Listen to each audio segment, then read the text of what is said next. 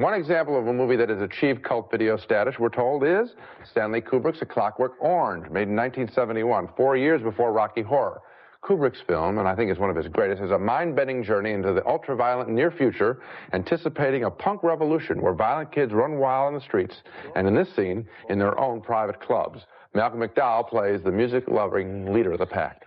What happens in this film is McDowell is captured by the police and treated with visual shock therapy, seeing a whole bunch of violent images, sort of like what we go through, Roger, when we see the Friday the 13th series. And the result is a pacified, dehumanized Malcolm McDowell. Now, is this what we want as a society? Is this the future we're going to get, whether we want it or not?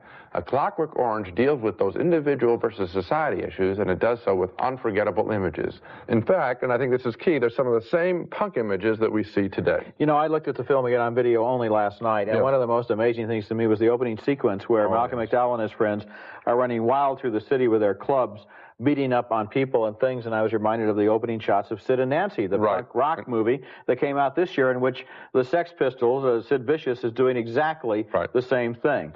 Another thing I felt last night, you know, when this movie came out, I had a lot of reservations about it. I know you did. Based upon the fact that I felt it had all head and no heart. And I still feel that way about the film, that this is a cerebral exercise, not an emotional exercise. But the sad thing is, in the last 15 years, violence in our society has become so pervasive, so much more so even than in 1971, that by now I was able, in looking at the film, or maybe because I'm older, I was able to share some of Kubrick's own detachment more than the first time I saw it. This is a visionary film. It can be viewed as simply a cool thing, a punk thing, but I think that the power of this film for adults to rent is that it is visionary and as current as it was in 1971. And of course, nobody ever questioned Kubrick's filmmaking. He's a great director.